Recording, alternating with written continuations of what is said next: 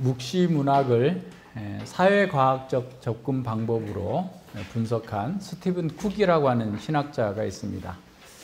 이분은 묵시문학이 이스라엘 사회에서 소외되고 기득권을 박탈당한 사람들이 만든 그런 문학이다라고 하는 기존의 박탈 이론이 잘못됐다라고 하는 사실을 성경 전체에 또 구약 성경 전체의 상황들을 또 본문들을 연구하면서 이렇게 찾아냈어요. 그러니까 박탈 이론, 그러니까 사회적으로 소외된 사람들이 종말에 대한 비전이라든가 현실을 도피하기 위해서 묵시문학에 집중했다라고 했던 기존의 그런 이론을 그게 아니고 연구를 해보니 사회과학적 연구를 쭉 해보니까 이스라엘의 신학적 주류 계층, 다시 말하면 제사장이나 선지자들이 가지고 있었던 방식으로 오히려 신학적 주류 집단에서 묵시문학에 태동했다라는 것을 아주 설득력 있게 논문으로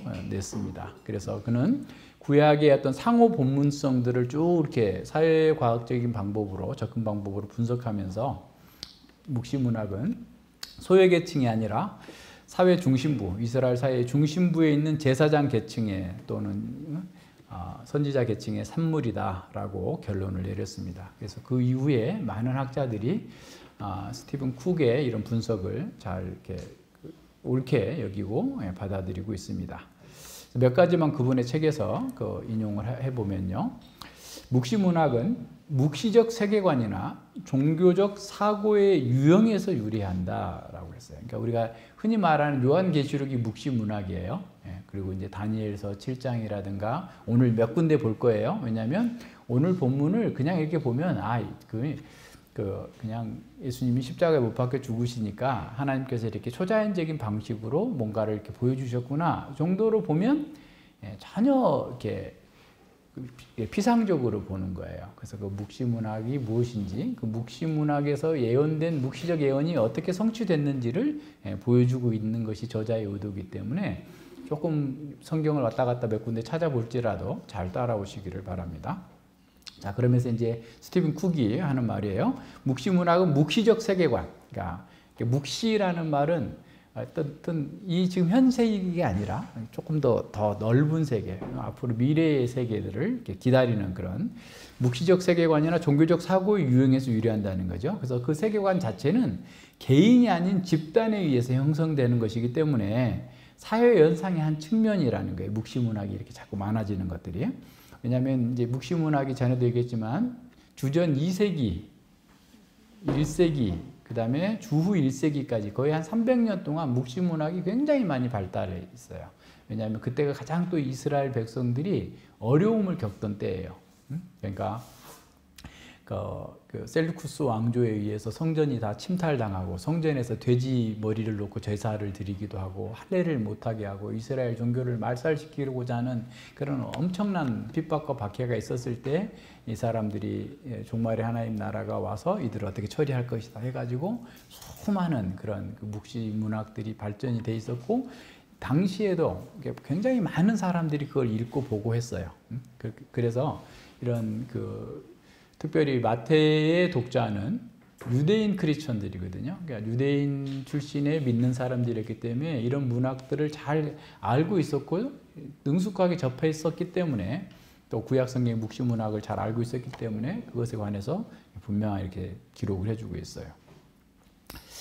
그래서 성서 및 연관된 묵시 문학의 작품은 신비적이며 기이한 언어와 신앙을 만족스럽게 설명하려면, 그러니까 묵시문학은 기이해요. 막 다리는 뭐 같고 머리는 뭐 같고 막 이렇게 기이한 방식으로 해주잖아요. 무슨 공포 영화를 보는 것처럼 그렇게 기이하게 하는데 기이한 언어와 신앙을 만족스럽게 설명하려면 천년왕국 세계관의 사회적 배경과 이를 연관시켜야 된다. 당시에 가지고 있었던 천년왕국, 메시아가 오면 천년왕국이 이루어질 거다라고 하는 그런 세계관 속에서 이걸 봐야 된다는 겁니다. 이런 미래적 종말론은 세상이 돌아가는 현재 방식에 미칠 임박하고 급격한 변화를 보여줘. 그러니까 이런 것이 있다고 한다면 지금 내가 어떻게 살 것인가? 대해서 분명한 답이 나오는 거죠. 이런 급격한 변화는 다가올 심판에 대한 기대를 수반하며 종종 세계나 우주의 멸망 혹은 적어도 악한 대적의 멸망을 포함하고 있다라고 합니다. 그래서 묵시적 세계관에 따르면 세계의 급격한 변화는 존재론적으로 분리되고 또한 다른 세계로 인해서 완성된다라는 거예요. 다시 말해서 세상 밖에서 오는 구원자의 개입이 일어나며 산자들과 함께 싸우기 위해 죽은 자들이 부활하고 메시아가 도래한다라는 거예요. 묵시적 세계관으로 보면 세상에 다가오는 급격한 변화는 질적으로 다른 존재의 도래를 초래합니다. 그래서 우주적 갱신이 일어나거나 황금 시대가 도래하거나 지상 낙원으로 변모될 것이다. 종종 이 새로운 세상은 바라고 소망하는 것이 성취되는 장소로 묘사된다라는 거예요. 그러니까 구약 성경과 또 그 중간기 시대에, 그러니까 말라기 이후에 신약 시대가 도래하기 전까지 있었던 수많은 묵시 문학을 분석한 후에 이분은 이렇게 얘기를 한 겁니다. 그래서 우리는 이 유대인 크리스천 독자들이 수많은 묵시 문학에 접촉되어 있었고 묵시적 세계관을 가진 사람이었다라는 것을 기억해야 돼요. 무슨 말인지 알겠죠? 어려워요? 그러니까 다시 말하면 이런 묵시 문학의 책들이나 성경을 다 읽고 외우고 있었기 때문에 그런 묵시 문학적 세계관 또 천년왕국적 세계관을 가진 상태에서 예수님이 오셨고 그 예수님을 그와 같은 방식으로 보았었던 사람들이었다라는 것을 기억해야 된다면 독자들이 1차 독자를 얘기하는 거예요. 마태복음을 처음 받았던 1차 독자들은 그런 사람이었단 말이에요. 그래서 이 1차 독자였던 유대인 크리스천들은 구약과 묵시 문학을 너무 잘 알고 있었어요. 특별히 구약의 성경에 나와 있는 묵시 문학들을 그들은 그들의 세계관을 형성하는 데 굉장히 중요한 그 역할을 했을 겁니다. 하나님 나라를 기다렸던 유대인들의 세계관은 당연히 묵시적 전망을 포함하고 있었고 그것이 개인주의적인 현상이 아니라 응집력 있고 상대적으로 잘 조직되어 있는 유대교 안에서 어떤 자신들의 삶과 실천적인 행동 양식을 결정한 거죠. 그래서 그 극단적인 예가 쿰남 공동체예요. 이 사람들은 아주 순수하게 자기들 안에 메시아가 올 거다 해가지고 엄격한 규율을 정해놓고 온통 그 재산도 다 팔아가지고 와가지고 거기서 함께 공동생활을 하면서 이렇게 메시아를 기다리는 게 자기들 성전이 너무 타락했기 때문에 그 강도의 소굴이 되어버렸기 때문에 그 성전이 아니라 자신들이 머물고 있는 이곳에 메시아가 오실 거다라고 해서 아무나 안 받아주기도 하고 굉장히 엄격하게 그렇게 했어요. 또 한편에서는 지난번에 봤던 것처럼 열심당들 메시아가 오는 길을 우리가 예비해야 되려면 로마의 반로마 항쟁을 해야 된다라는 방식으로 이렇게 해왔던 거죠. 다 묵시적인 세계관과 이렇게 종말관이 함께 연결되어 있기 때문에 그런 일들이 있었던 거죠.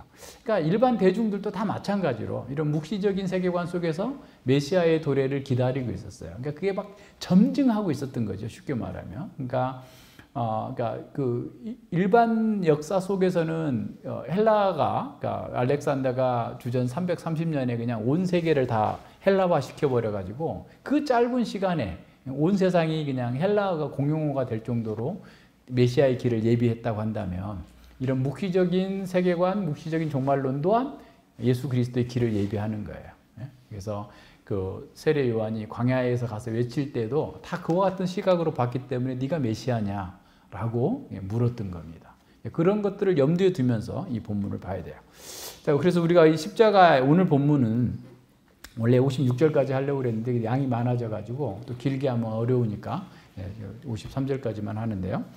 이 예수님이 십자가에 돌아가시자마자 여러 가지 초자연적인 현상들이 나타난 겁니다. 그래서 다른 복음서 저자들은 성전의 휘장이 찢어진 것은 기록하는데 다른 것은 기록하지 않았어요.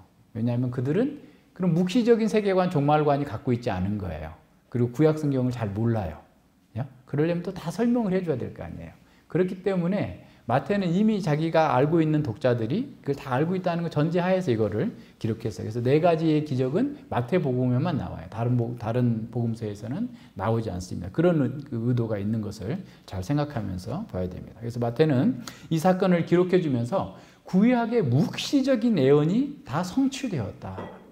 그 묵시적인 예언이 성취되는 날이 바로 여호와의 날인데 그 여호와의 날이 도래했음의 증거로서 표적으로서 우리에게 이거를 보여주고 있다라고 하는 사실을 기억하면서 본문을 봐야 됩니다. 그리스도의 십자가 사건 안에서 오시기로 했던 그 여호와의 날이 시작되었고 완성될 것을 보여주고 있는 그런 기적입니다. 그래서 예수님이 십자가에서 돌아가시자마자 성부 하나님께서는 이 놀라운 기적들을 통해서 자신의 아들의 죽음에 대해서 반응해 주신 거죠. 53절까지 일어나는 그 기적들은 어떻게 보면 5가지죠. 휘장이 찢어지고 땅이 흔들렸고 바위들이 갈라졌고 무덤들이 열렸고 육체가 일으킴을 받았다라고, 성도들이 일으킴을 받았다라고 하는데, 그래서 이러한 그 기적들이 후에 54절에 보면 이는 진실로 하나님의 아들이었도다라고 하는 로마의 백부장의 신앙 고백이 나타나고 있습니다. 그것도 아주 중요한 의미가 있는데 그건 다음 주에 보도록 하겠습니다. 그래서 그리고 이것들이 다 이제 수동태로 되어 있어요. 다시 말하면 하나님께서 그 일을 하셨다라는 거죠. 그것을 우리에게 나타내 보여줍니다. 그래서 예수님이 십자가에서 죽으시는 순간에 성전의 휘장이 위에서부터 아래로 쫙 잘라져서 이렇게 찢어졌다라는, 헬라어에는 보라라는 단어가 먼저 나와요. 보라. 이에 성소의 휘장이 위로부터 아래까지 찢어져 둘이 되고 라고 나옵니다. 보라라는 말을 마태복음에서는 아주 중요한 순간에 쓰는데, 언제 쓰냐면 하나님이 직접 개입하셨을 때, 하나님께서 개입하실 때 이 보라라는 말을 쓰고 있어요. 그러니까 다시 말하면 이 성전의 휘장이 찢어진 것은, 그것도 위에서부터 아래로 찢어진 것은 하나님께서 그렇게 했다라는 거예요. 그러니까 사람이 위에서 아래로 찢을 수 없고, 뭐 양쪽에 소가 몇 마리씩 양쪽으로 잡아당겨도 끊어지지 않는 그런 단단한 그런 가죽으로 되어 있는 그 휘장이 찢어진 것은 하나님께서 하셨다라는 거예요. 그래서 이것 또한, 이 사건은 묵시적 기적을 해석하는 아주 중요한 실마리를 제공합니다. 나머지 4 기적을 해석하는데 중요해요. 첫 번째, 이 기적 사건은 어떤 면에서 예수님을 거절한 사람들이 대한 심판이죠. 그러니까 앞서 이런 놀라운 기적들은 네가 하나님의 아들이냐 내려와라, 행인들도 그랬고 제사장들도 그랬고 계속해서 조롱했던 그 로마 병사들도 그랬고, 이런 것에 대한 어떻게 보면 하나님의 응답이라고 할 수 있죠. 정말 이분은 하나님의 아들이셨다, 그리스도였다라고 하는 사실을 보여주는 겁니다.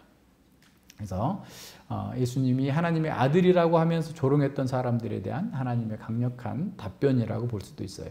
두 번째로, 이 기적은 예수님께서 십자가에서 대속물로 죽으심으로써 이제는 성전 제사 제도가 더 이상 필요 없게 되었다라고 하는 것을 보여줍니다. 그래서 히브리서 10장 8절로 14절 그리고 18절에서 보면 이제 예수님께서 단번에 영원한 제사를 드려서 더 이상 짐승 제사가 필요 없게 됐다라고 하는 사실을 보여주죠. 그리고 세 번째는, 이 기적은 예수님의 죽음으로 말미암아서 누구든지 언제든지 하나님께 직접 나갈 수 있는 길이 열렸음을 보여주는 겁니다.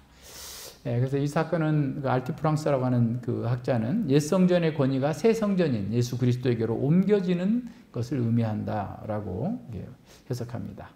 자, 성전의 휘장이 찢어지는 것은 묵시적인 예언들과 그 예언들이 성취되는 것과 연결되면서 예수님께서 영원한 하나님의 구속의 경륜을 성취하고 계심을 나타내 보여주는 겁니다. 그래서 어떤 학자는 이 성전의 휘장이 찢어진 사건은 하늘에 감추어져 있던 비밀이 계시되는 사건이다라고 얘기합니다.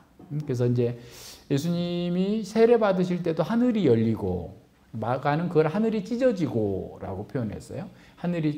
그리고 그 마태복음 17장에서 변화산에서 하늘이 열리고 하나님께서 말씀하시는 이런 상황과 동일하게 하나님께서 성전의 휘장을 찢으시고 하늘에 계시, 다시 말하면 예수 그리스도로 말미암아서 에덴 동산으로 가는 길이 막혔던 것들을 열어주는 하늘의 비밀이 계시되는 사건이다라고 얘기합니다. 그래서 이 세례 사건, 변화산 사건, 이 휘장이 찢어지는 사건에 3가지 공통점이 있는데, 첫 번째는 아버지의 뜻에 순종하여서 고난의 길을 택하신 하나님의 아들을 보여주는 거고, 두 번째는 하늘 그림을 보여준다. 하늘에서 예수님을 인정해 주시는 사건들을 보여주는 거죠.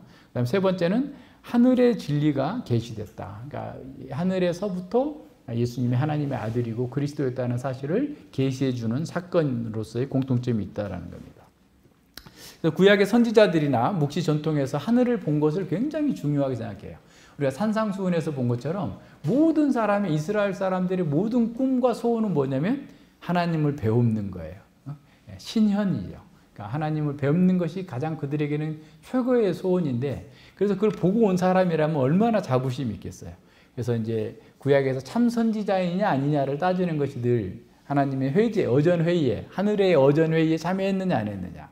거짓 선지자들은 하늘의 어전회의에 참여하지도 않고 자기의 욕망을 따라서 이렇게 그 거짓 예언을 하는 거예요. 그래서 에레미야가 그러죠. 에레미야를 통해서 하나님께서 그러시잖아요.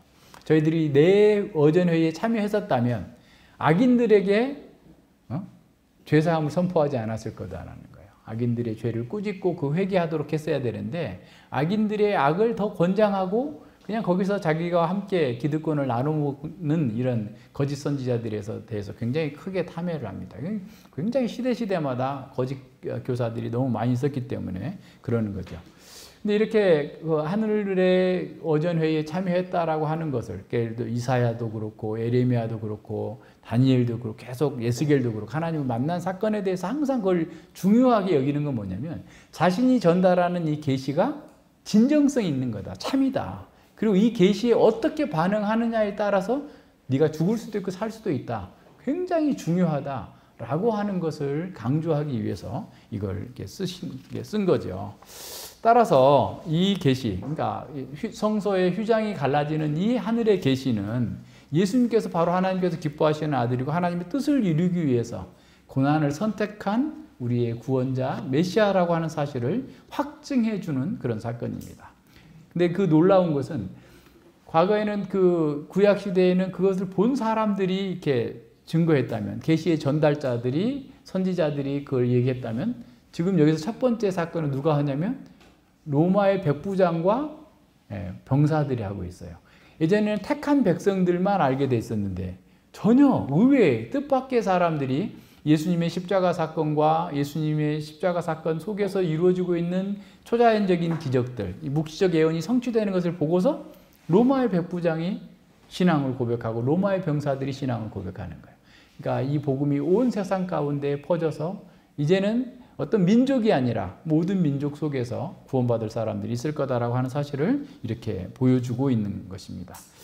성전 휘장이 찢어진 사건은 하나님과 우리를 가로막고 있었던 그 죄의 장벽이 십자가 안에서 무너졌음을 보여주는 겁니다. 그래서 우리는 이제 십자가 안에서 담대하게 나아갈 수 있어요. 그러니까 우리가 아들이 됐으니까 하나님 존재는 마음껏 들어가는 거죠. 집에 비밀번호 나한테 안 가르쳐줘요. 목사님이 들어가서 뭘 가져올 것이라고 예상되지 않더라도 믿더라도 안 가르쳐줘요. 우리가 예수님께서 우리 안에서 성전이 되고 찢어진 휘장이 됐기 때문에 우리가 하나님 나라의 비밀번호를 알고 하나님 존재는 언제든지 들어갈 수 있는 거예요. 성전의 휘장이 찢어진 것을 바로 그렇게 얘기해요. 히브리서 10장 19절로 20절이에요. 그러므로 형제들아, 우리가 예수의 피를 힘입어 성소에 들어갈 담력, 하나님의 존전에 들어갈 수 있는 담력을 얻었나니 그 길은 우리를 위하여 휘장 가운데로 열어놓으신 새롭고 산 길이요 휘장은 저의 육체니라 그랬어요. 주님이 찢기심으로써 하나님과 우리가 막혀져 있던 그 죄의 담, 어느 누구도 해결할 수 없었던 그 담이 무너져서 이제 하나님께 나아갈 수 있는 그 일이 지금 이루어진 거예요. 이게 언제부터? 묵시 문학에서 계속해서 여호와의 날에 그걸 이루실 거다라고 했는데 함께 하는 거예요. 그러니까 요엘서에도 보면 요엘서에 하나님의 부재가 나와요. 왜 부재가 있어요? 여호와의 어디 계시나이까 하는 부재가 나오는데 그 부재는 이스라엘의 죄 때문에 그런 거예요. 그런데 거기에 이제 제사장들이 이렇게 그 제사하고 회개하고 금식하고 그 제사가 하나님께 받아들여져서 그 제사는 결국은 이 메시아가 예수님께서 드린 이 십자가의 제사가 받아들여져서 그 다음부터 이제 하나님께서 그들과 함께 하실 거다. 그래서 첫 번째 축복이 삶에 대한 축복, 그다음에 두 번째가 영적인 축복으로 성령을 보내주시겠다라고 하는 것으로 쭉 연결이 돼서 나와요. 여호와의 날에 성취가 된 거예요. 그래서 하나님께서 너희와 함께 할 거다. 결코 떠나지 아니할 것이다. 라고 하는 게 요엘서, 얼마 전에 우리 읽었잖아요. 요엘서에 나오는 주제들입니다. 그러니까 이런 부분들도 늘 여호와의 날에 대한 구약의 수백 년 동안 예언되어 왔던 것이 지금 예수님의 십자가 사건 속에서 완성되고 성취되었다라는 사실을 보여주고 있어요. 예, 51절 하반절에 보면 이제 땅이 진동하고 바위가 터지는 거죠. 이 네 기적은 다 하나로 연결되어 있긴 합니다. 이것도 역시 마태복음에만 기록되어 있어요. 땅이 흔들렸다라는 말은 지진이 난 거죠. 그래서 구약에서 지진은 종말론적인 심판의 현상으로 보여져요. 앞서 우리가 스가랴서 14장 1절로 9절을 읽었는데 14장 5절을 한번 봅니다. 그 산 골짜기는 아셀까지 미칠 것이라 너희가 그 산 골짜기로 도망하되 유다왕 우시야 때의 지진을 피하여 도망하던 것 같이 하리라. 나 하나님 여호와께서 임하실 것이요 모든 거룩한 자가 주와 함께 하리라 그랬어요. 그러니까 뭐냐면 지진이 쫙 나는 거예요. 산이 그냥 둘로 하나는 북으로 남으로 쫙 갈라져 가지고 그 지진이 나서 그 길이 골짜기가 쫙 생기는 거야. 골짜기가. 그래서 이제 그 아셀까지 미칠 거다라는 말, 동쪽까지 쭉 뻗어서 나갈 거라는 거예요. 이스라엘에서 동쪽이면 아라비아 광야를 지나서 저쪽까지 나오는 거잖아요. 예, 그렇게까지 이제 벌어질 거라는 거예요. 그래서 이렇게 산이 둘로 갈라지는 그 상황은 어떻게 보면 출애굽의 바다가 쫙 갈라지는 것, 또 그 여호수아가 그 요단강이 갈라지는 그런 어떤 이미지들이 지금 겹쳐 있어요. 겹쳐 있으면서 이렇게 나오는데 예전에 이제 우시야 왕 때 지진이 발생해가지고 사람들이 막 도망갔어. 도피했었어요. 그래서 근데 그 지진이 끝나고 난 다음에 지진으로 발생한 그 골짜기는 골짜기로 쫙 갈라진 골짜기로 누가 오시냐면 여호와께서 왕으로 오시는 거예요. 지금 이 본문 설명하는 거예요. 여호와께서 왕으로 오시는데 누구와 함께 오냐면 많은 사자들, 천사들이에요. 여기서 말하는 거, 천사들.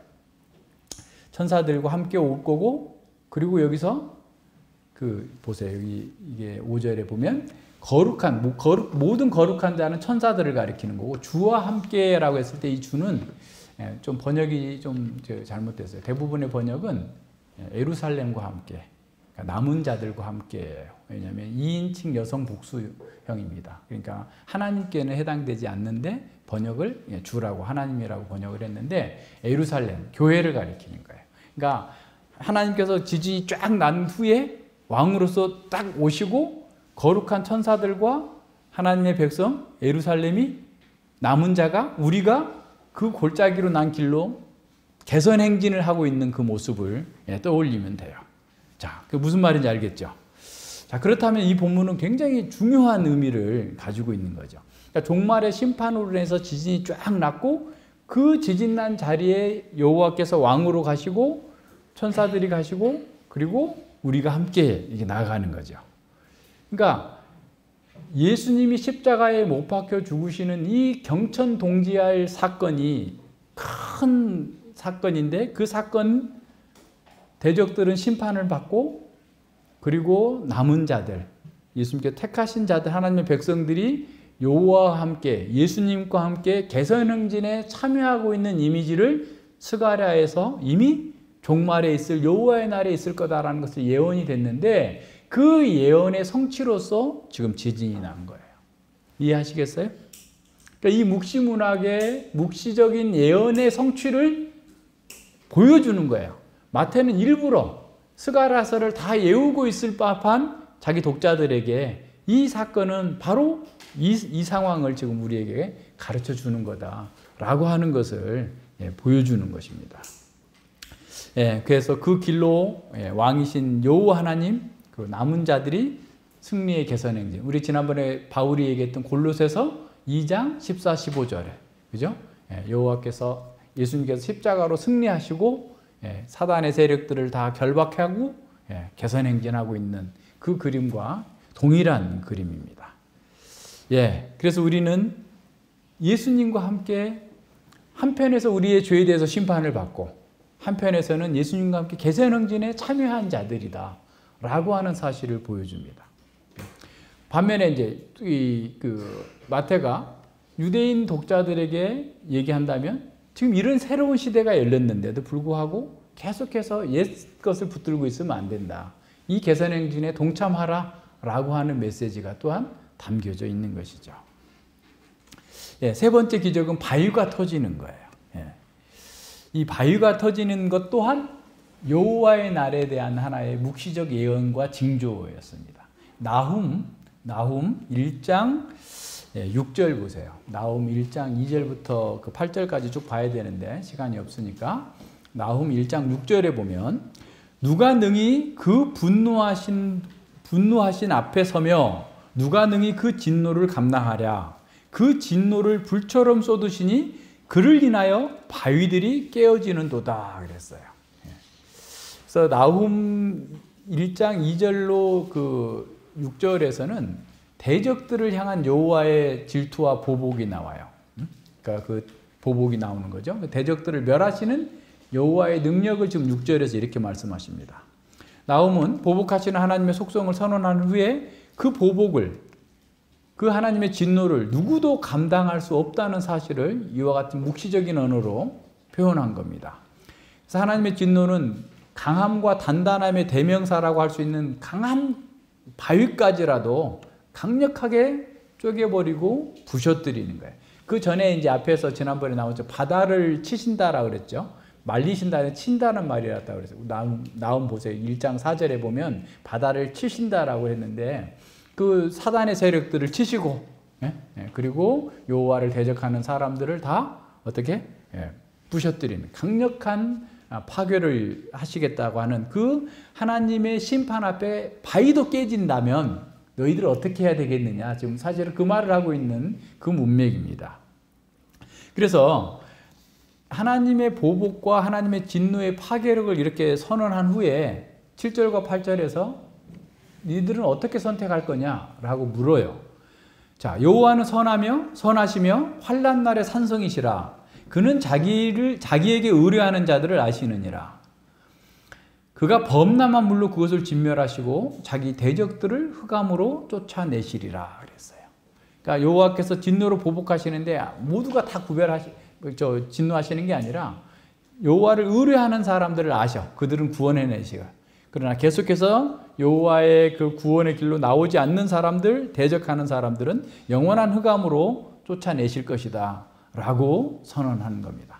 다시 말하면 여호와의 날에 이 진노와 심판의 파괴력은 바위도 깨트릴 만큼 강력하다. 따라서 진노의 자리에 있지 말고 여호와에 의뢰하는 자리로 나와라. 그래서 구원을 받으라 라고 부르시는 거예요. 자, 그렇다면 예수님께서 십자가에서 운명하실 때 바위가 터지는 현상은 이 나훔 선지자가 예언한 그 묵시적 예언을 성취한 거예요. 다시 말하면 예수님의 십자가 사건은 우리 죄에 대해서 이렇게 심판을 하실 뿐만 아니라 동시에 하나님을 대적하는 죄와 사망과 악한 영들이 심판받는 그 상황이에요. 그래서 가장 강력한 죄와 사망, 사탄의 세력들까지라도 다 부셔질 거다. 바위가 부셔지는 것처럼 다 부셔질 거다라는 거예요. 그렇다면 십자가는 우리에게 뭘 선택하라고 하는 거예요? 하나님을 선택할 것인가? 십자가를 선택할 것인가? 그 예수님을 선택할 것인가? 아니면 여전히 세상의 것을 선택하면서 바위가 깨어지는 것처럼 함께 깨어지고 멸망당할 것인가를 보라는 거예요. 선택하라는 겁니다. 하나님이 제공하시는 산성에서 안정과 보호, 안식과 기쁨을 누릴 것인가? 아니면 자신이 만든, 세상이 만든 그 견고하다고 보여지는 그 바위 같은 것에 스스로 안정과 보호를 추구할 것인가? 선택하라라는 거예요. 나훔 1장 2절로 8절에서 주시는 말씀이에요. 여호와의 날에 임하면 여호와의 진노를 통해서 이렇게 될 거다라는 거예요. 그러니까 세상의 것은 바위처럼 단단해 보이지만 하나님의 진노 앞에, 하나님의 심판 앞에 다 부셔질 거다라는 거예요. 오히려 그것들은 우리를 눌러서 멸망으로 더 가도록 밀어넣는 도구가 될 수 있다라고 하는 사실을 경고해 주고 있는 겁니다. 하나님께서 제공하시는 산성 외에 그 어떤 것도 영원한 안정과 보호가 없다. 하나님께서 제공하시는 그 산성이 십자가예요. 십자가 안에서 우리는 영원한 구원과 안정과 행복을 누릴 수 있다라는 거예요. 여호와의 날이 십자가 안에서 도래했다라고 선언합니다. 이제 십자가에 못 박히신 예수님을 여호와로 신뢰하는 자들은 영원한 안정과 보장을 받을 거다. 비록 그들이 고난을 겪는다 할지라도 그 고난 속에서 하나님의 돌보심과 사랑과 은혜를 경험하게 될 것이다. 하지만 자기를 믿고 세상의 자원을 믿고 힘을 믿는 사람들은 그것이 아무리 강한 바위처럼 느껴진다 할지라도 부셔지고 깨어지고 하나님의 진노에 직면하게 될 것을 선언하고 있습니다. 지금 바위처럼 강해 보이는 것들이 부셔져 가루가 될 것입니다. 그 바위는 구원은커녕 영원한 형벌로 우리를 밀어넣을 것입니다. 십자가는 하나님이 제공하는 산성입니다. 바위가 깨졌다. 십자가만이 너희의 산성이다. 라고 하는 것을 선언해주고 있는 겁니다. 그 안에서만 우리의 안전과 안식, 행복과 평안이 있음을 보여줍니다. 하나님은 이 기적 사건을 통해서 우리가 무엇을 선택해야 되는가? 십자가는 곧 모든 하나님께서 사람을 구원하기 위한 최후의 최선의 방책이었는데 그것마저도 거부한다면 너희들은 바위가 깨지는 것처럼 그 여호와의 날에 깨지게 될 거다라고 선언하는 겁니다. 52절과 53절에 보면 이제 네 번째 기적과 다섯 번째 기적이 나오는데요. 네 번째 기적은 무덤이 열렸다라는 거예요. 그러니까 우리는 이걸 잘 생각해야 돼요. 자꾸 아까 처음 얘기한 것처럼 묵시적 세계관, 묵시 문학으로 표현되어 있는 것이 지금 예수님 안에서 이루어지고 있다는 사실을 알아야 됩니다. 그래서 이 말씀은 이사야에 있는 묵시록에서 가져왔어요. 이게 그 성취된 거예요. 가져온 게 아니라 성취된 거죠. 우리가 알듯이 이사야 24장부터 27장은 소묵시록이라고 해요. 작은 묵시록. 그래서 여호와를 경외하는 자의 구원과 여호와를 미워하는 자들이 심판받을 것을 문학적인 용어로 아주 감동적으로 그려주고 있어요. 그래서 이사야 24장과 27장은 그 우주적 차원에서의 하나님의 심판을 선언해주고 있는데요. 그래서 어디서도 피할 수 없다. 오직 피할 곳은 여호와뿐이다. 라고 하는 것이 중심이 거듭 강조되고 있어요. 그래서 여호와 하나님은 자기를 신뢰하는 만민을 종말론적 축제에 초대해서 연회를 베푸시고 시온을 위해서 구원을 베푸시고 죽음과 세상의 세력, 바다와 리워야단, 용을 죽이고 구원을 완성하실 거다라고 선언합니다. 그래서 온 세상을 심판하시는 가운데 남은 자들이 모아서 구원하시겠다고 하는 그 묵시적 예언이 아주 반복적으로 나와요. 24장 9절을 한번 봅시다. 땅이 깨어지며 땅이 갈라지고 땅이 흔들리며 그러니까 땅도 어떻게 보면 사람들이 가장 견고한 토대라고 생각하잖아요. 근데 그 땅도 흔들려질 거라는 거예요. 견고해 보이는 땅도 흔들리고 요동할 거예요. 막 깨어지고 갈라지고 흔들리는 거예요. 여호와의 날에. 그래서 이 세상의 것은 궁극적으로 신뢰할 수 있는 것이 아니다. 모든 것이 흔들리고 깨어질 것이고 부셔질 거다. 우주의 천체들도 흔들리고 깨어질 거다라고 선언합니다. 25장 8절에 봐요. 예수님이 죽으심으로써 이 사망을 패하실 것이라는 예언이 25장 8절에 나옵니다. 사망을 영원히 멸하실 것이라. 주 여호와께서 모든 얼굴에서 눈물을 씻기시며 그 백성의 수치를 온 천하에서 제하시리라. 여호와께서 이같이 말씀하셨느니라 그랬어요. 아담 하와 이후에 이 땅에 주관하던 사망은 사람들을 사로잡고 있던 그 사망이 이제 삼키움을 당할 겁니다. 그래서 온 열방을 덮친 이 죽음의 장막이 제거될 것이고 얼굴에 얼룩진 그 눈물들 그냥 다 닦아주시고 하나님을 신뢰하는 그 모든 사람들은 그 수치를 다 제하여 주시고 하나님 나라의 잔치, 생명의 잔치에 참여하게 될 것을 이렇게 예언하고 있는데 그 예언이 지금 무덤이 열리는 곳으로 사망이 더 이상 효력이 없다. 사망이 너희를 잡아낼 수 없다라고 하는 사실을 묵시적인 예언이 지금 확정되고 있다는 사실을 보여주고 있는 거예요. 그래서 무덤이 열린 것은 구약의 묵시적 예언이 그리스도의 십자가 안에서 온전히 성취되었음을 보여주는 겁니다. 그래서 예수님께서는 사망을 정복하기 위해서 사망을 당하신 거예요. 그래서 우리는 예수님 안에서 사망을 두려워하지 않게 돼 있어요. 그래서 바울이 고린도전서 15장 55절 58절에서 아주 담대하게 얘기하죠. 사망아 너희 이기는 것이 어디 있느냐? 사망아 너희 쏘는 것이 어디 있느냐? 사망에 쏘는 것은 죄요 죄의 권능은 율법이라. 우리 주 예수 그리스도로 말미암아 우리에게 이김을 주시는 하나님께 감사하노라. 우리는 사망을 이겼어요. 예수님께서 지금 사망을 이기셨음을 구약의 묵시적 예언이 무덤이 열리는 것을 통해서 성취되었음을 보면서 우리 또한 사망이 더 이상 우리를 주관할 수 없다. 죄가 우리를 더 이상 주관할 수 없다라고 하는 사실을 믿고 고백하면서 담대하게 살아가는 거예요. 그래서 히브리서 기자는 히브리서 2장 14절로 15절에서 이렇게 선언합니다. 자녀들은 혈육에 함께 속하였으며 그도 또한 한 모양으로 혈육에 함께 속하심은 사망으로 말미암아 사망의 세력을 잡은 자 곧 마귀를 없이 하시며, 그러니까 예수님께서 이 땅에 그 성육신 하신 목적, 그리고 십자가로 오신 목적은 마귀를 없이 하고 또 죽기를 무서함으로 일생에 매어 종노릇하는 모든 자를 놓아주려 하심이라. 사망에 죽을까봐 맨날 걱정하고 근심하고 두려워하고 매어서 종살이하는 우리를 구원해 주시려고 십자가에서 죽으시고 승리하셨다라는 거예요. 자, 무덤이 열린 사건은 바로 그것을 우리에게 증거하는 묵시적 예언의 성취를 보여주는 겁니다. 예수님의 성육신과 십자가 사건은 사망의 세력을 잡은 자 마귀를 제압하시고 사탄과 사망에게 종노릇하는 우리를 구원하시는 사건입니다. 따라서 십자가는 우리가 더는 사탄과 사망에게 종노릇하면서 살아서는 안 된다. 이제 우리는 자유케 되었다. 사망아, 너의 쏘는 것이 어디 있느냐? 라고 하면서 승리를 선언하면서 우리에게 주어진 길을 가도록 하시는 거다 말입니다. 예, 다섯 번째 기적은 이 네 번째 기적과 연결되어 있죠. 무덤이 열린 것은 죽은 성도들이 몸을 일으킴을 받기 위한 것이죠. 그래서 죽었던 많은 성도가 일어나서 거룩한 성 예루살렘으로 들어간다라고 합니다. 예, 이것도 역시 에스겔서 37장에 있는 묵시문학의 그 내용이죠. 에스겔 37장 마른 뼈들이 막 살아나는 그 환상 기억하시죠? 37장 12절로 13절을 반영합니다. 보세요.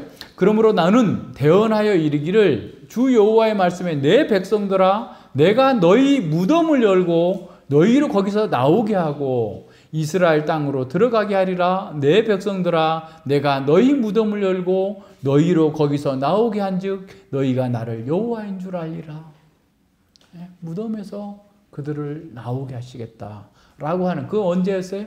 여호와의 날에 그들을 회복하셔서, 물론 1차적으로는 바벨론 포로에서 귀환된 것으로 이루어졌지만 그게 다 완성된 게 아니었어요. 예수 그리스도 안에서 지금 새롭게 완성된 그 부활의 몸을 갖게 되는 것을 우리에게 보여줍니다.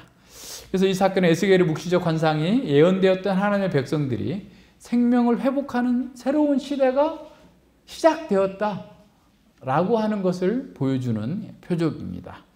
예, 구약에서 하나님의 백성들이 부활할 것을 예언하는 구절들이 많이 있습니다. 묵시적 예언인 이사야 아까 26장 9절에도 보면 주의 죽은 자들이 살아나고 우리의 시체들은 일어나리라. 티끌에 거하는 자들아 너희는 깨어 노래하라. 주의 이슬은 빛난 이슬이니 땅이 죽은 자를 내어 놓으리라. 그랬어요. 아까 이사야 24장부터 27장까지 묵시문학이라고 그랬죠. 이 묵시적 예언 속에서 주의 죽은 자들이, 주님을 신뢰하고 죽었던 자들이 살아나고 우리의 시체들이 일어나고 티끌에 거하는 하나님의 백성들 다 죽은 것처럼 지금 아무 생명 없는, 다 사라져버릴 것 같은 그 사람들이 깨어서 주님을 찬양하고 땅이 주의 죽은 자들을 내어놓으리라 했던 이 예언의 말씀이 지금 성취되고 있음을 보여줍니다. 예, 이사야 선지자는 고통과 환난 가운데에서 백성들이 산통의 고통을 겪는 그 상황들을 묘사해요. 막 그냥 자녀를 낳으려고 했는데 보니까 바람일 뿐이야. 오히려 자녀를 낳기까지가, 이게 이제 이스라엘의 고통이, 이 이스라엘에서 고통, 산통은 뭘 얘기하냐면 메시아 시대를 예비하는 고난이에요. 그러니까 자녀를 낳으려면, 그러니까 우리 요한계시록 12장에도 보면 여인이 막 부르짖죠. 아기를 낳기 위해서, 남자아이를 낳기 위해서 부르짖는 그 상황을 이스라엘 백성들은 메시아를 얘기하는 산통으로서의 이해를 했어요. 무슨 말인지 아시겠죠? 여인의 후손이 와서 사단의 머리를 깨트릴 그 메시아가 오기 위해서 우리가 지금 산통을 겪고 있는다. 그래서 엄청난 고통을 참고 인내하면서 딱 낳았는데 바람이야. 자식이 아닌 거예요. 그래서 그 속에서 고통스럽게 부르짖고 있을 때 지금 이 19절의 말씀이 주어진 거예요. 26장 19절의 말씀이에요. 그래서 막 황망한 그 실패로 인해서 시체의 무덤처럼 누워있지만 하나님을 바라보는 자는 그 먼지를 털고 일어나서 일어설 때가 온다. 여호와의 날에.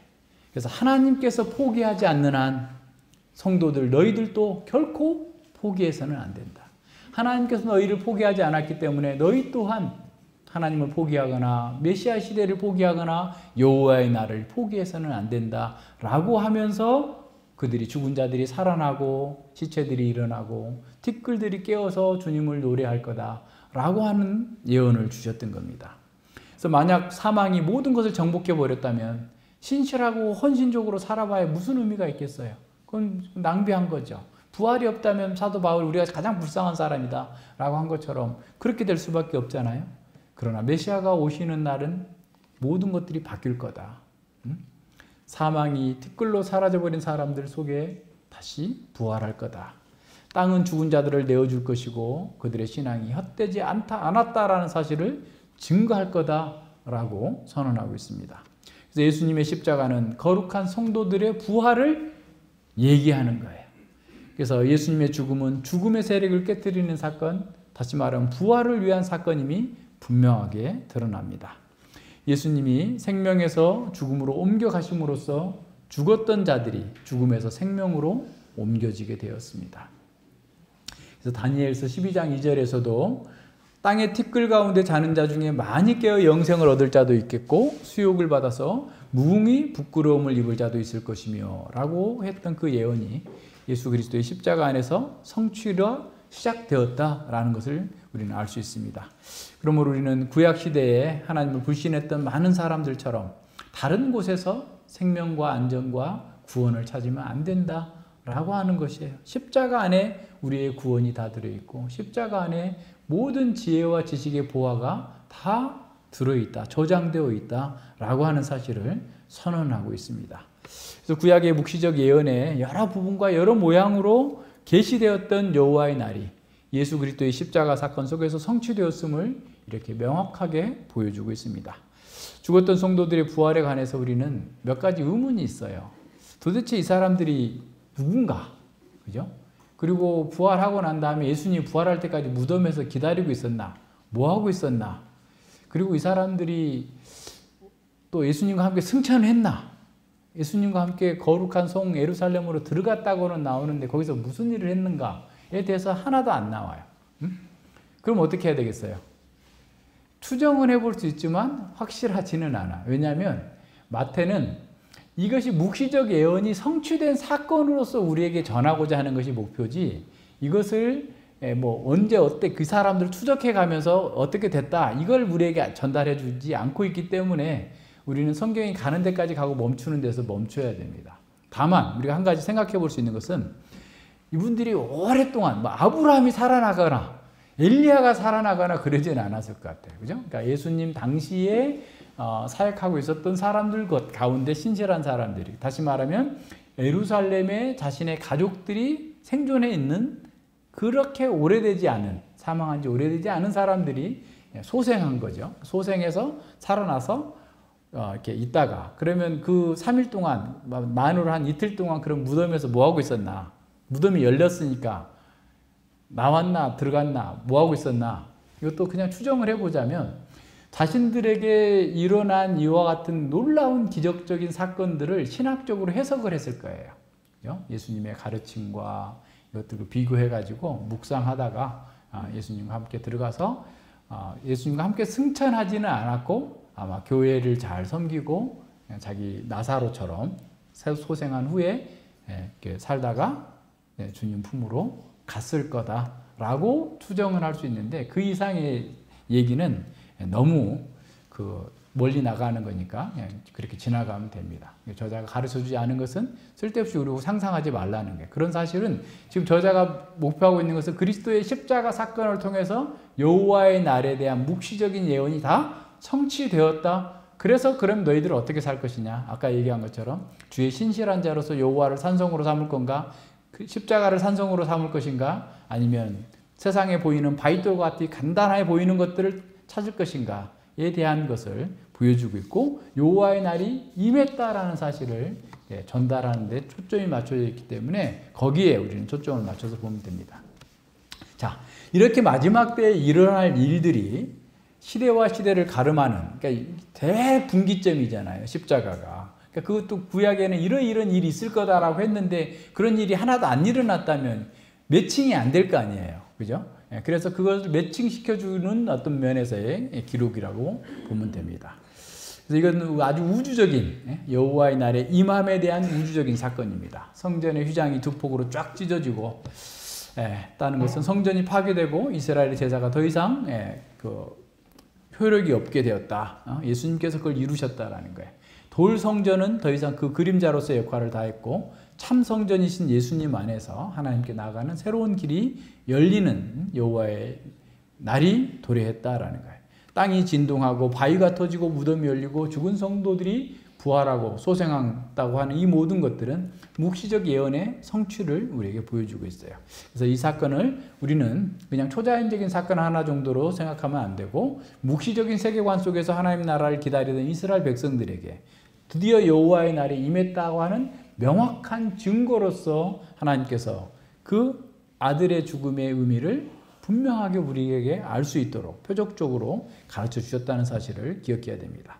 그래서 구약의 예언과 묵시가 그리스도의 십자가 안에서 완전히 성취되었습니다. 그래서 이 사건을 올바로 우리가 해석한다면 우리가 선택해야 될 차례죠. 십자가에 못 박힌 그 예수님을 하나님의 아들로 받아들이고 그분 안에 피할 것인가, 아니면 세상의 것, 또 자기가 만든 어떤 것으로 피할 것인가, 이것을 우리가 선택해야 됩니다. 땅과 하늘과 모든 것들이 진동될 날이 왔습니다. 그러니까 학계에서도 그 또 한 번 진동하리라. 히브리서 10장에서 또 진동하리라. 그러니까 예수님이 오신 것도 진동이지만 다시 오시는 더 큰 진동이 지금 기다리고 있으니까 어떻게 살아야 되겠느냐라고 계속해서 묻고 있는 겁니다. 예수님은 고난받은 종으로서 사명을 완수하기 위해서 십자가 위에서 돌아가셨습니다. 하지만 예수님이 그 사명을 마치는 순간 여호와의 날이 이루어질 그 놀라운 기적들이 표징으로 나타났습니다. 마태는 예수님의 죽음의 순간이 온 땅에 어둠이 덮이는 종말론적 시련의 순간이었음을 강조해서 보여주었습니다. 뿐만 아니라 예수님이 큰 소리로 다 이루었다라고 선언하시고 또 이렇게 운명하시는 순간에 성전 휘장이 위에서부터 아래까지 두 폭으로 쫙 찢어지고 땅이 갈라지고 바위가 갈라졌고 무덤이 열리고 많은 성도들이 살아났습니다. 이런 묵시적 예언의 성취는 마지막 날 곧 여호와의 날이 도래했음을 확증하는 증거들입니다.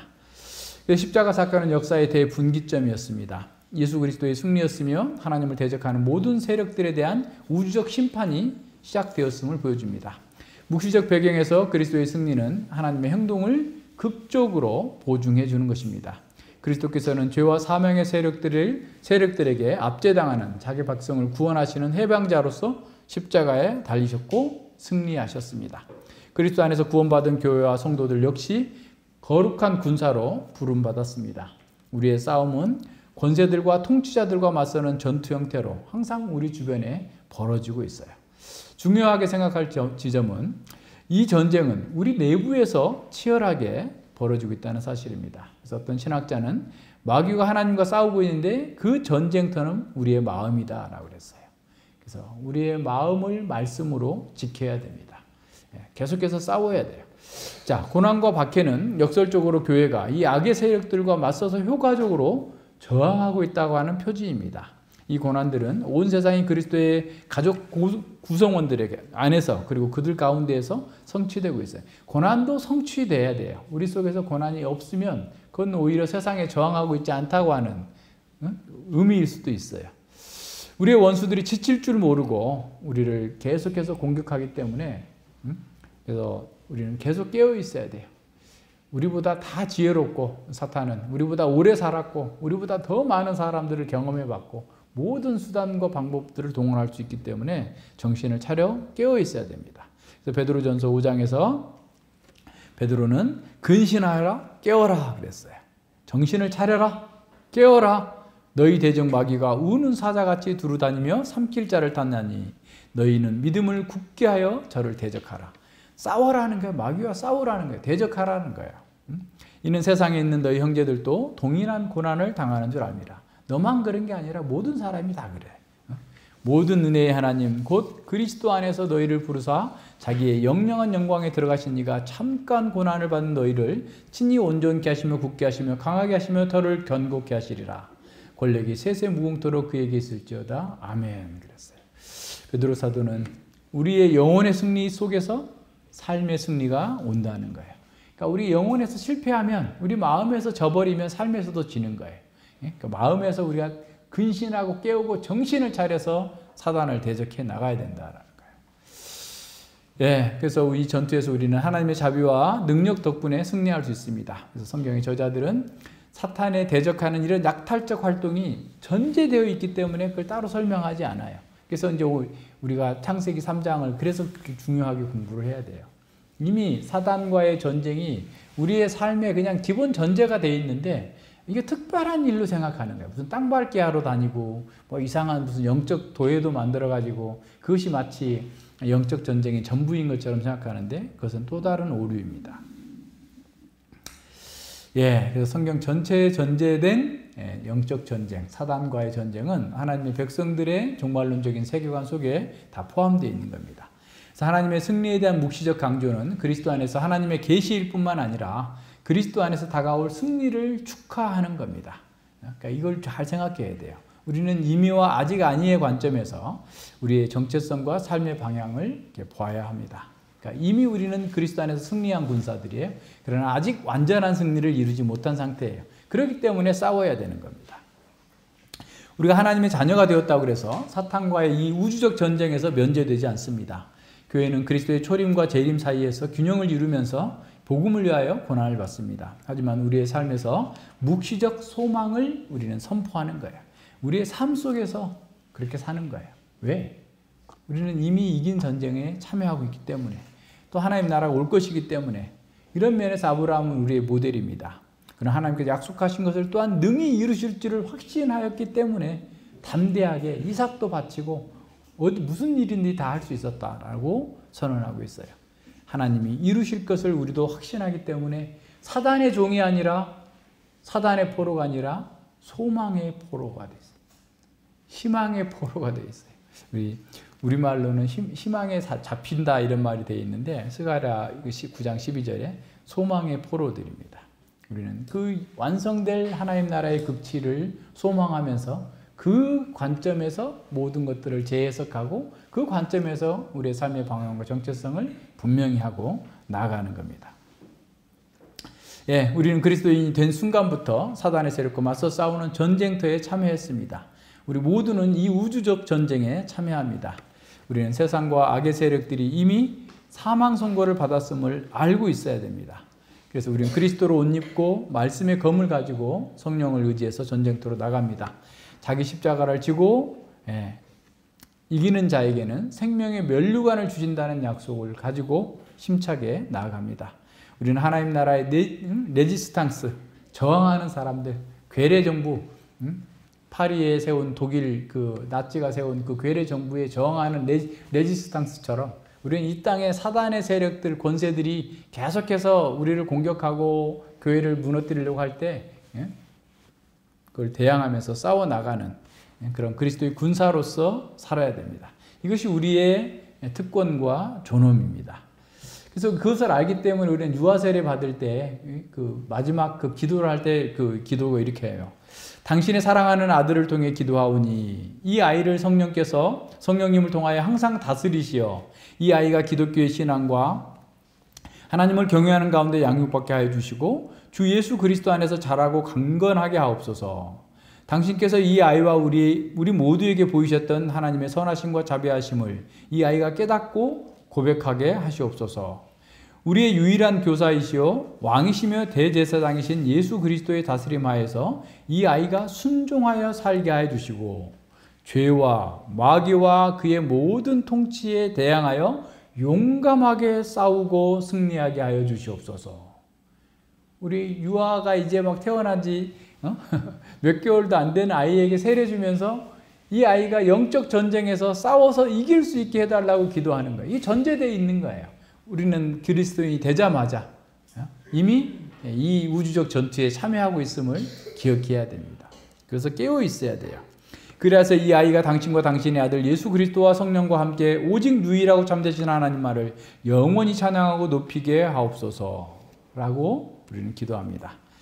자, 이런 세상의 권세들, 정사들 가운데 하나인 죄에 대해서 언급하지 않고 십자가의 승리만 말한다면 그리스도인의 삶에 심각한 장애를 초래할 위험이 있습니다. 우리 모두가 자신이 죄인이라는 사실을 전제하지 않는다면 다른 사람을 멸시하고 교만하게 대할 위험이 있습니다. 예, 죄를 죄대로 알지 못하게 하는 것이 죄의 속임수의 정수예요. 죄라고 여기지 않게 만드는 거죠. 예, 예수님께서 다시 오시는 날 모든 정사와 권세와 능력을 완전히 멸하실 것입니다. 그 날이 오기까지 교회는 우리는 맹수와 더불어서 싸울 수밖에 없어요. 그러나 그 싸움은 날마다 자기를 죽는 가운데, 자기 부정하는 가운데에서 의를 행하고 죄를 짓지 않는 것으로 승리할 수 있습니다. 거룩한 전쟁에 참여하는 군사들은 반드시 시련을 겪게 돼 있어요. 군대 가는데 편하게 놀려고 하는 사람 없잖아요. 그렇죠? 시련이 있어요. 훈련도 받아야 되고 이것저것 행군도 해야 되고 어려움이 있습니다. 예, 이런 점에서 요한계시록은 교회 공동체 안에 있는 성도들에게 묵시적 세계관을 강화하는 목적으로 주어졌습니다. 예, 그래서 묵시적이며 종말론적인 세계관을 강화하는 것이 이 종말의 시대를 어떻게 살아야 되는가를 보여주는 것이 이 요한계시록의 주제입니다. 용이 아들을 낳는 여자를 쫓아다니면서 공격하는 동안 여인의 후손들, 여자의 후손들은 많은 시련을 겪게 됩니다. 그래서 죽을 것 같지만 하나님께서 물을 다 흡수해가지고, 땅이 흡수해가지고 그들을 살리시죠. 교회를 살리시죠. 그래서 이는 그리스도께서 일곱 교회에게 끝까지 견디라고 권면하신 이유입니다. 요한계시록은 거룩한 전쟁이 벌어지는 동안 성도들은 많은 고통, 순교까지도 당하게 될 것을 강조해주고 있습니다. 하지만 거룩한 용사와 군대가 승리하고 사탄의 세력들과 성도를 괴롭게 한 권세들이 그 백보자의 흰 보좌에 앉으신 하나님께 심판을 받고 영원한 사망에 던져질 것을 우리에게 미리 보여주는 거예요. 그래서 우리는 이미 승리가 확정된 전투에 참여하고 있어요. 그렇기 때문에 두려워하거나 물러서지 말고 죽으면 죽으리라. 내 육신밖에 죽일 수 없다. 쟤들은. 내 영혼은 지금 이미 하나님의 생명 안에서 보호되고 있다라는 사실을 알고 담대하게 싸워나가라는 겁니다. 이제 우리는 새 하늘과 새 땅에서 하나님과 함께 영원한 안식과 행복을 누릴 것입니다. 그래서 우리는 지금 여기서부터 승리의 노래인 새 노래를 부르면서 조금도 물러섬 없이 종말에 이루어진 이 여호와의 날에 참여한 자답게 거룩한 군사로서 싸워 나가야 되겠습니다. 기도합니다. 예, 하나님 아버지 감사드립니다. 주님께서 우리의 죄를 짊어지시고 십자가에서 죽으시면서 동시에 죄와 사단의 세력들을 또한 그 가운데에서 치시고 이기셨음을 보여주십니다. 구약의 수많은 묵시적 예언들이 십자가 사건을 통해서 이루어졌음을 또한 하나님께서 보여주셨습니다. 성소의 휘장이 찢어지는 것을 통해서 보여주셨고 땅이 흔들리고 지진이 나는 것을 통해서 바위들이 깨지는 것을 통해서 무덤이 열리고 그리고 그 죽었던 성도들이 다시 살아나는 것을 통해서 하나님 나라의 그 여호와의 날이 임했음을 저희들에게 알려주시고 동시에 이 여호와의 날에 임했으니 이제 너희들은 어떻게 살 것이냐라고 다시 묻고 계심을 듣습니다. 아버지 하나님, 우리가 이 십자가만이 우리의 산성이고 우리의 구원이고 우리의 보호막이 된다는 사실을 알고 그 세상에 단단해 보이고 견고해 보이는 것들은 다 하나님 앞에서 깨어지고 부셔질 것이라는 사실을 기억하면서 오직 십자가 안에서 그 십자가를 위해서 십자가 안에서 진정으로 주님을 섬기고 찬양하면서 나아갈 수 있도록 함께하여 주시옵소서. 바울 사도가 이제 나는 자랑할 것은 십자가밖에 없다라고 고백한 것처럼 우리의 자랑 또한 이 십자가가 되게 하시고 십자가의 군대로서 이 세상의 악한 세력들과 당당히 맞서서 말씀으로 싸워서 승리해 나갈 수 있도록 함께하여 주시옵소서. 감사드리며 예수님 이름으로 기도드립니다. 아멘.